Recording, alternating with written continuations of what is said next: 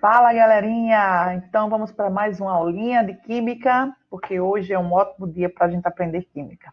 Então, modelos atômicos, desde o modelo de Dalton até o modelo de Rutherford. Eu sou a professora Gisla e vamos juntos para mais uma aulinha.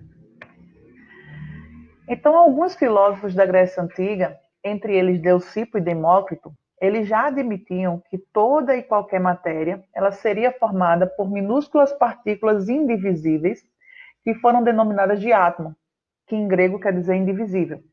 E as ideias de Demócrito e Leucipo, porém, não se baseavam em procedimentos científicos, procedimentos experimentais, e assim foram praticamente ignoradas durante os 2000 anos seguintes. Até que chegou um carinha chamado Dalton. E aí, baseado justamente nas ideias de Demócrito e de Leucipo e nas leis ponderais, Dalton,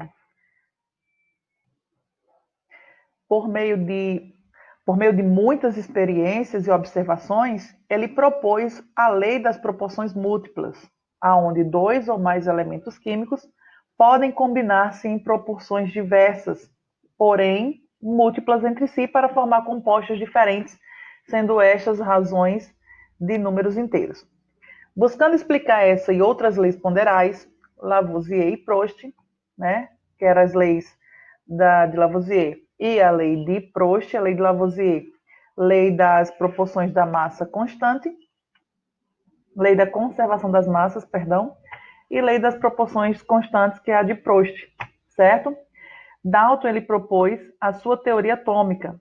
Se as massas dos elementos combinam-se em proporções que são razões de múltiplos de números inteiros, então elas devem ser constituídas de unidades mínimas também inteiras. Essas unidades seriam, então, os átomos, e aí ele formulou a sua teoria atômica. Que é que a teoria de Dalton sugeria? Ele sugeriu que os átomos eles eram indivisíveis, maciços, rígidos e teriam forma esférica. Esse átomo ele parecia, gente, com uma bola de sinuca, uma bola de bilhar. Ele propôs o primeiro modelo, de como que seria esse átomo. E esse átomo teria essa forma de uma bola de sinuca. Os átomos de um mesmo elemento químico eram idênticos e se combinavam para formar os compostos, para formar as moléculas, nome dado aí por Amadeu Avogadro.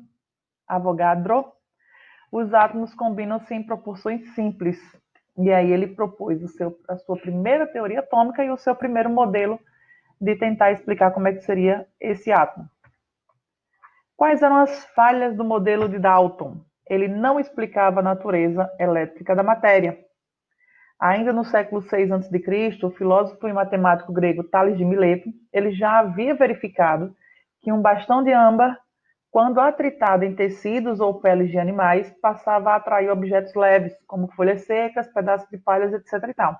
Então, no modelo de Dalton, ele não conseguia explicar como é que funcionava essa natureza elétrica da matéria. Por que que objetos de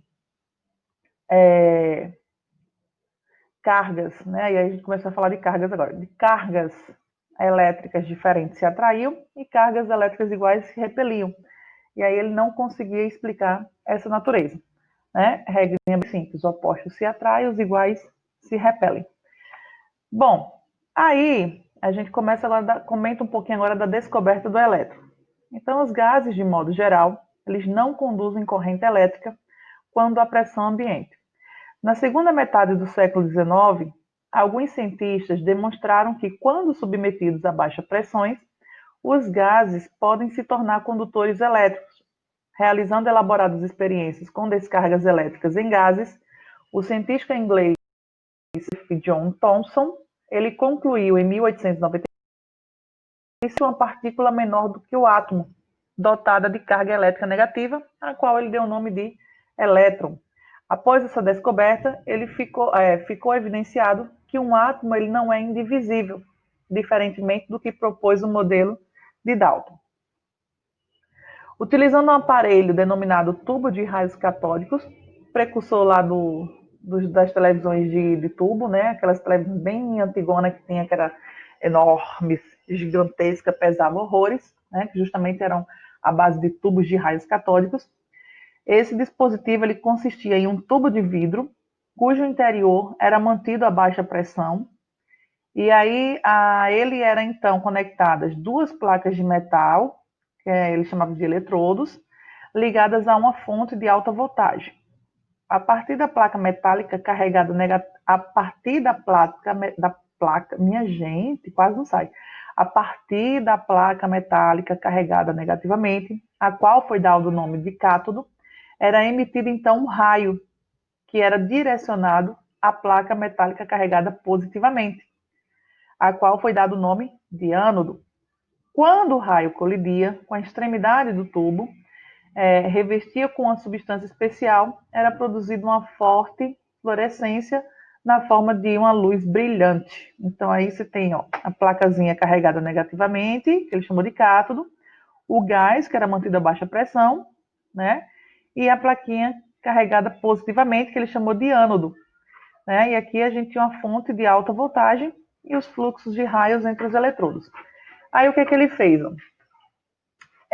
Como os raios eram produzidos a partir do eletrodo negativo, né, do cátodo, e repelidos pela placa carregada negativamente e atraída pela placa positivamente, Thomson concluiu que eles eram compostos por um fluido de partículas negativas, as quais foram então denominadas de elétrons.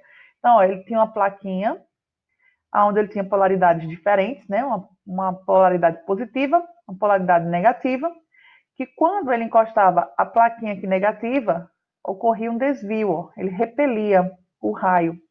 Quando ele encostava a plaquinha, né, o eletrodo positivo, ele atraía. E aí ele conseguiu agora perceber que existia, né, um elemento carregado eletricamente, a qual ele deu o nome de elétrons. Thomson descobriu o elétron. Se o feixe de elétrons poderia ser obtido a partir de diferentes gases colocados no interior do tubo, todos os átomos, então, deveriam possuir elétrons. Logo, visto que os átomos eram eletricamente neutros, deveria possuir uma carga positiva para equilibrar a carga negativa proveniente dos elétrons. E aí ele concluiu que o átomo ele era maciço e constituído por um fluido de cargas elétricas positivas, na qual estavam dispersos elétrons que possuíam carguinhas negativas. E aí ele formulou agora, então, o segundo modelo atômico, que era o modelo do pudim de passas, certo? Então, o átomo ele era ainda esférico, maciço, né, cheio de massa, mas ele era carregado de um fluido de cargas positivas que atraía as carguinhas negativas. Ele deu o nome de modelo de pudim de passas, certo? Vamos falar agora da descoberta do próton. Em 1886, o físico alemão Eugen Goldstein ele realizou modificações do tubo de raios catódicos, inserindo orifícios no cátodo. Trabalhando com gases a baixa pressão, ele percebeu o aparecimento de raios opostos aos raios catódicos, que passavam pelo orifício do cátodo, colidindo com a extremidade do tubo e gerando uma luz brilhante. A esses raios foi dado, então, o nome de raios canais. E como eram atraídos pelo cátodo que possuía carga negativa, assumindo-se que eles apresentavam agora, então, carguinhas positivas. E aí, em 1904, o Rutherford ele constatou que possuía massa, né? Esses raios canais de carguinha positiva possuíam uma massa de aproximadamente 1.836 vezes a massa do elétron, possuía carguinha positiva, e ele deu o nome lá, né? Denominou esses raios canais de prótons.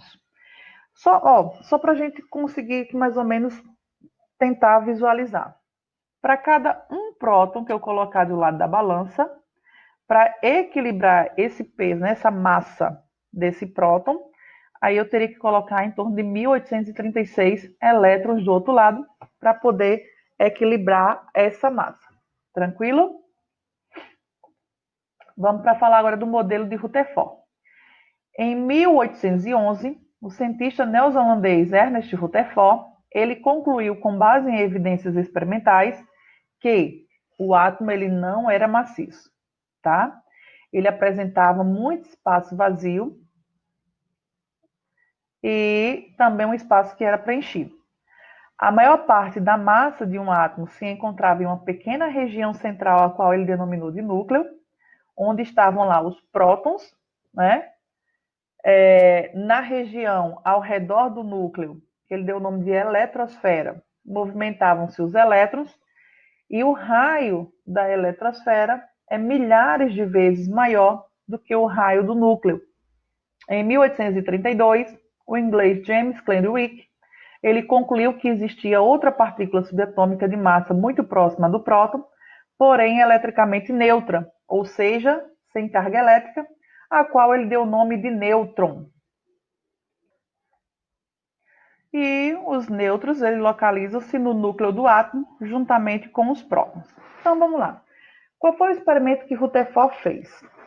Rutherford fez o seguinte experimento. Ele colocou aqui o polônio, que emite partículas alfas, né, partículas carregadas que têm cargas positivas. Aqui uma caixinha de chumbo, né? E aí esse feixe dessa partícula alfa, ela atravessava, ela atingia, né? Batia em uma finíssima lâmina de ouro. Ele cortou lá bem fininha.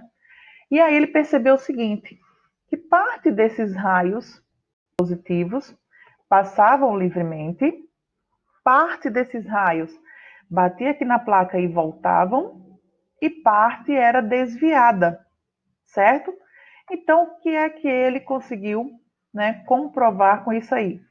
Que o átomo ele tinha uma pequena região, que ele denominou de núcleo, aonde dentro desse núcleo possuía prótons e os nêutrons, e girando ao redor desse núcleo na eletrosfera, os elétrons, tá? E aí ele sugeriu agora nosso terceiro modelo, que é o modelo do sistema solar ou planetário, certo?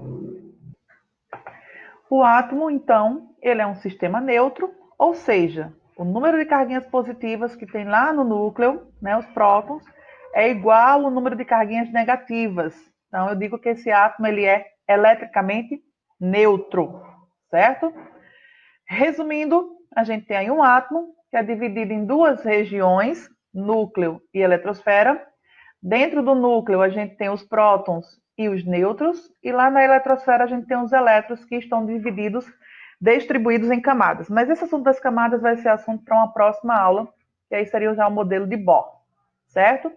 A gente tem as partículas de prótons, que é o pezinho, né, a partícula positiva, com carga elétrica positiva, e massa de 1 unidade de massa atômica.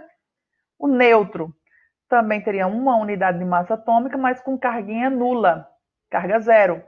E os elétrons, aí a massa do elétron, gente, ela é praticamente insignificante comparada à massa do próton e do nêutron. Então, onde é que está concentrada a massa do meu átomo?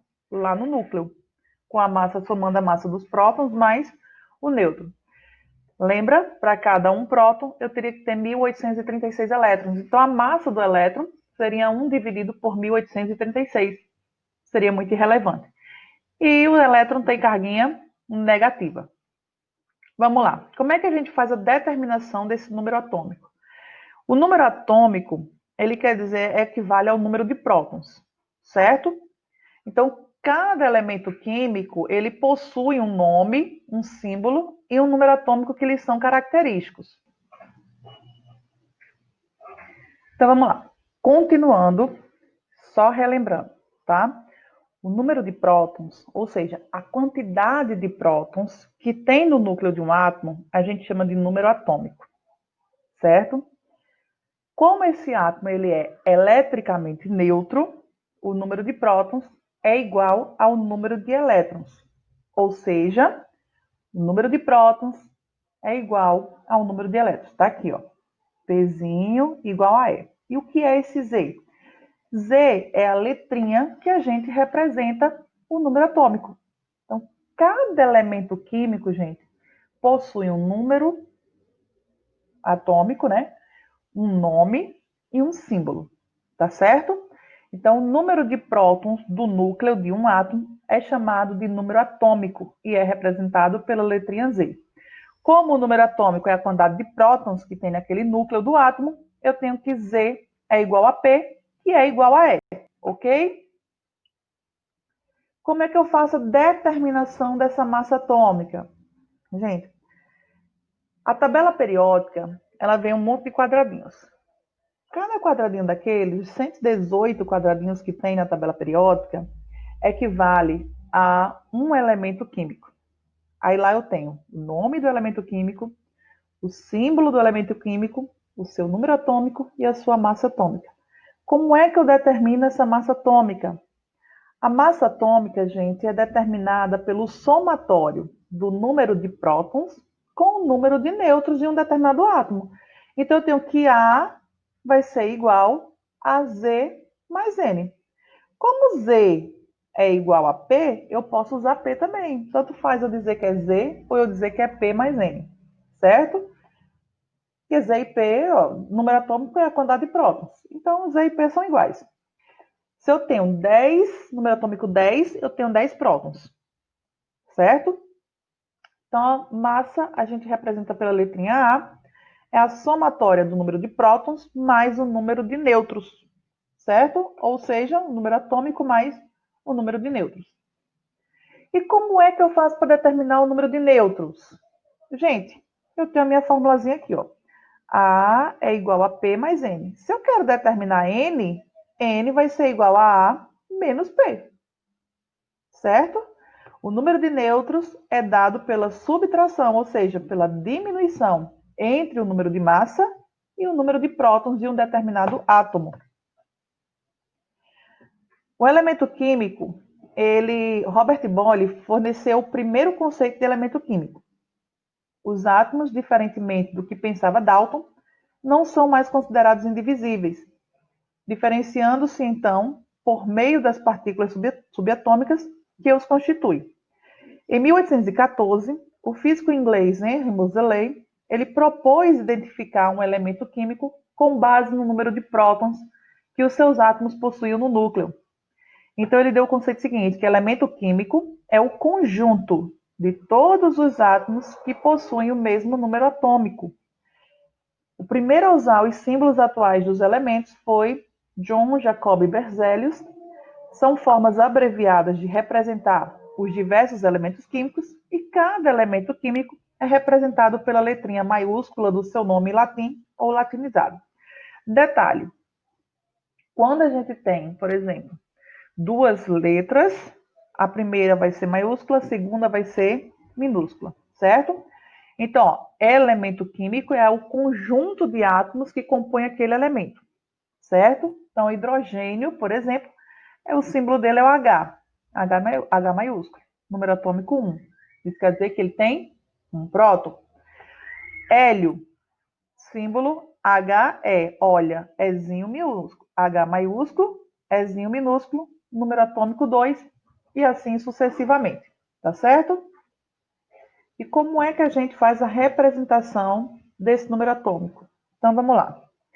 Eu tenho aqui, ó, o meu elemento, né? Meu elemento químico, eu não sei de que elemento químico a gente está falando. Então, botei aí um E, só para representar. A massa, geralmente, preste atenção, os livros, eles trazem a massa aqui em cima, que é a massa, é a soma dos prótons mais nêutrons. E o número atômico vem embaixo. O número atômico é igual ao número de prótons. Beleza. Se tiver uma carguinha, aí ele vai ser um íon, que eu vou falar sobre isso mais para frente. Ou ele vai ser um íon positivo, ou ele vai ser um íon negativo, ou ele vai ser carguinha positiva, ou ele vai ser carguinha negativa, certo? Mas eu vou falar isso mais para frente. Porém, eu quero que vocês prestem atenção a um detalhe. Então, grave bem esse detalhe. Não importa se a massa ela vem em cima ou ela vem embaixo. O livro ele padroniza a massa em cima, o número atômico embaixo. Mas eu posso trazer a massa embaixo e o número atômico em cima. Por que não? Se eu quiser, eu coloco. Certo? Como é que eu vou saber quem é a massa e quem é o número atômico? A massa, gente, é a soma dos prótons mais os nêutrons. O número atômico é só o número de prótons. Isso quer dizer que a massa vai ter sempre o maior valor. Então, ó, deixa eu botar aqui minha canetinha. Observação. A massa é sempre maior que o número atômico. Sempre. tá certo? Vamos trazer aqui um exemplo. Tem aqui o cálcio, vou botar aqui para ficar mais claro. Cálcio, aí aqui tem 20 e aqui tem 40. Como 40 é maior do que 20, eu sei que 40 vai ser o valor de quê? Da minha massa e que 20 vai ser o meu número atômico. Aí eu peço para você dizer o número atômico, número de prótons, número de elétrons, o número de nêutrons e a massa. Vamos lá. Qual é o meu número atômico? 20. Está aqui. Bem simples. Se ele tem número atômico 20, isso quer dizer que ele tem quantos prótons? 20. Se ele é neutro, se ele não tem nenhuma carguinha, ó, diferente desse outro aqui que tem uma carguinha 2+, ó, eu digo que ele também tem 20 elétrons. Quantos nêutrons ele vai ter? Beleza. Quantos nêutrons ele tem? Eu não sei, professora, esqueci. Tá, eu sei que a massa é igual a prótons mais nêutrons. Isso quer dizer que o neutro vai ser igual a massa menos os prótons.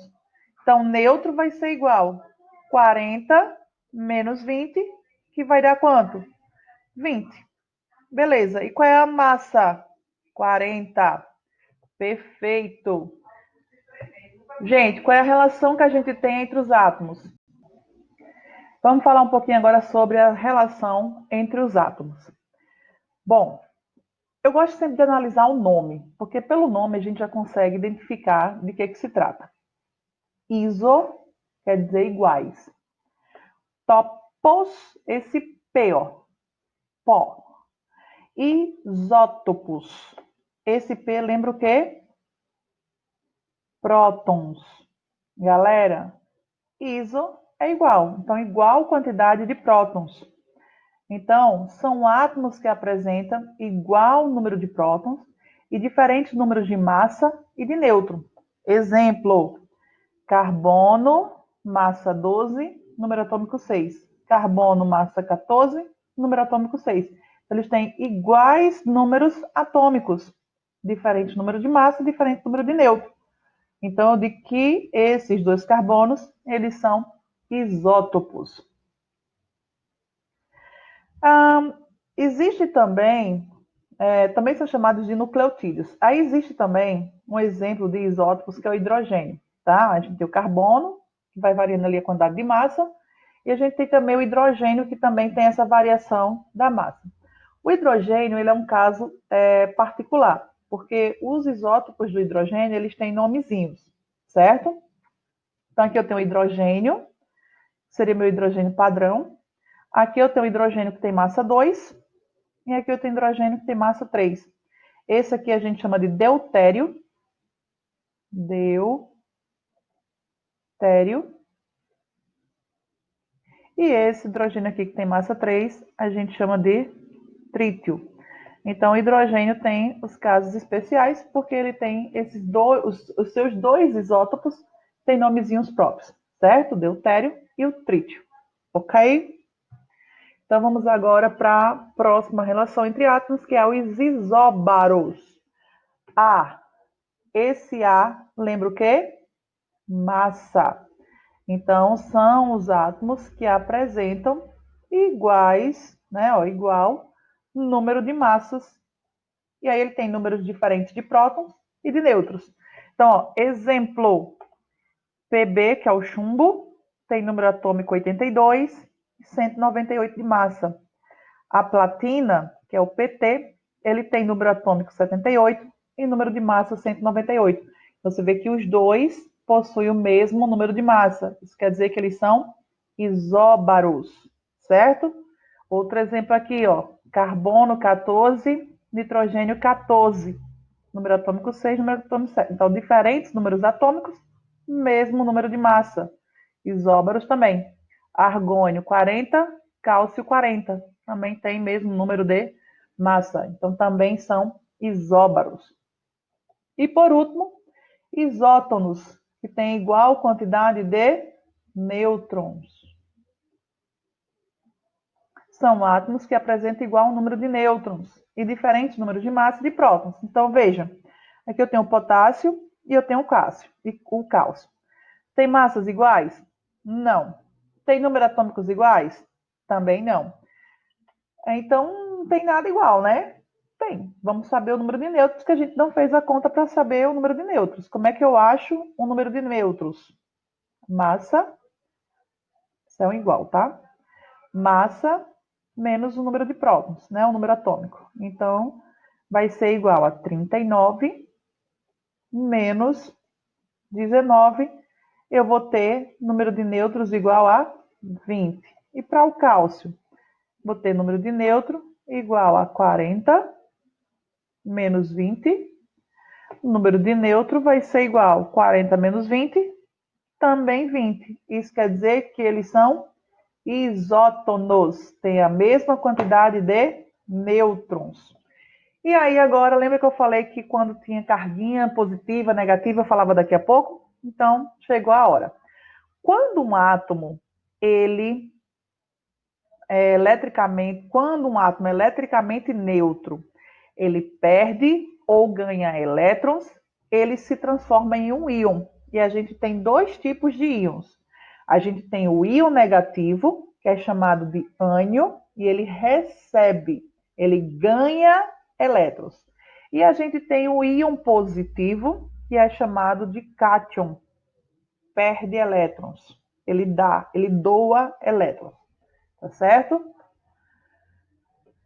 Quando eles têm elementos, né, que eles têm iguais quantidades de elétrons, a gente fala que essas espécies elas são isoeletrônicas, porque elas têm a mesma quantidade, ou seja, apresentam o mesmo número de elétrons, tá certo? Mas vamos fazer aqui,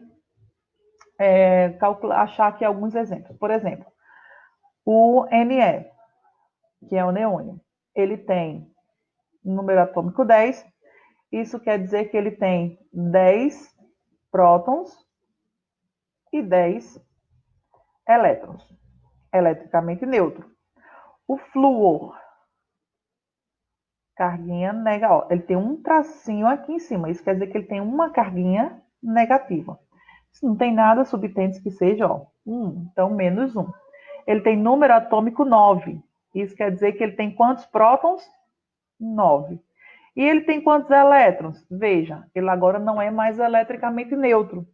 Ele está ganhando um elétron. Por que ele está ganhando um elétron, professora? Eu não entendi. Porque ele é um íon, voltando, um íon negativo, tem carguinha negativa. E ele é chamado de ânion. Recebe elétrons. Recebe quantos? A quantidade de carguinhas que ele tiver. Então, se ele tinha 9 e ele está com menos 1, ele vai ficar com quantos elétrons? 10. Certo? NH4. Vamos lá.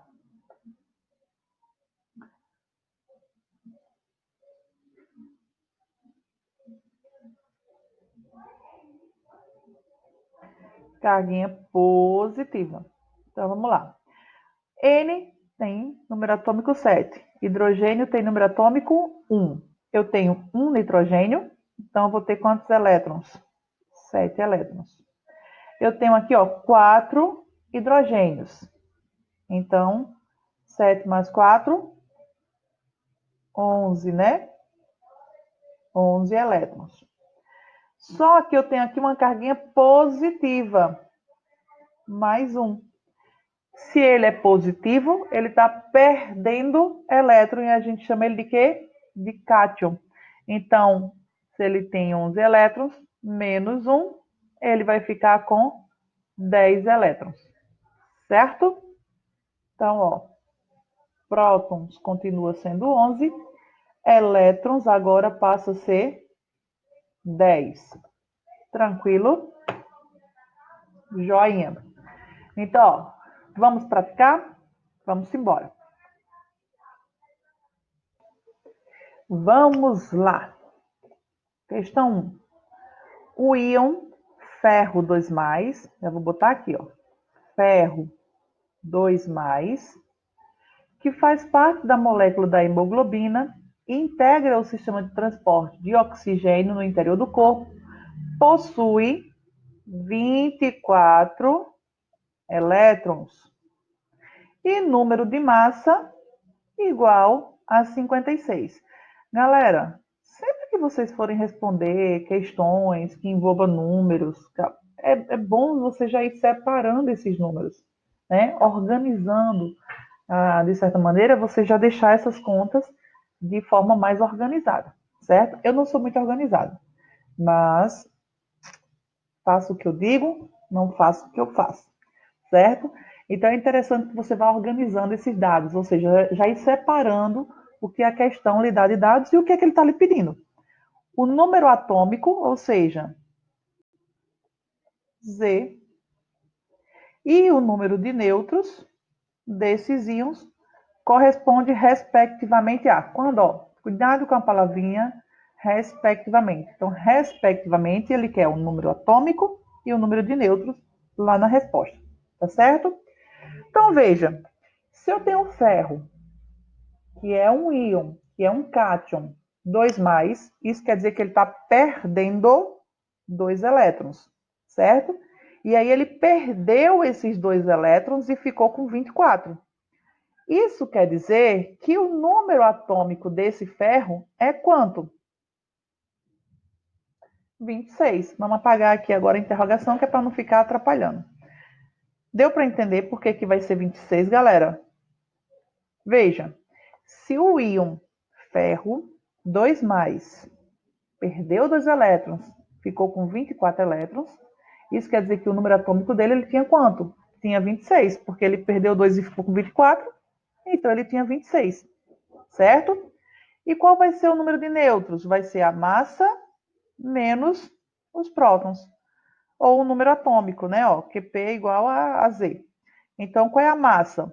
56 menos 26, o número de nêutron vai ser igual a 30. Respectivamente, a minha resposta é 26 e 30. Resposta letra A. Vamos para 2. Questão 2. Associe as afirmações a seus respectivos responsáveis. 1. O átomo não é indivisível e a matéria possui propriedades elétricas, de 1897. Depois ele fala que o átomo ele é uma esfera maciça e o outro fala que o átomo ele é formado por duas regiões denominadas de núcleo e eletrosfera. Galera, de quem são esses modelos? Vamos lá. Pergunta bem simples. Modelo primeiro, ó, não é indivisível e a matéria possui propriedades elétricas. Quem foi que descobriu essas propriedades elétricas? Thomson. Então, ou vai ser a B ou vai ser a letra E. O átomo ele é uma esfera maciça.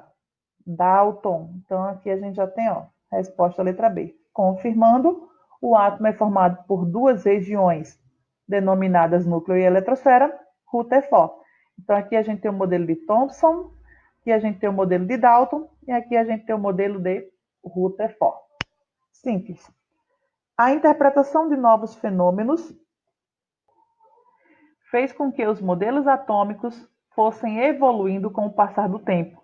Por exemplo, o modelo de Dalton teve que ser reformulado por não interpretar satisfatoriamente A, B, C, D ou E. Dá pausa no vídeo, analisa as respostas e me dá aí a opção correta. Então, a opção correta, letra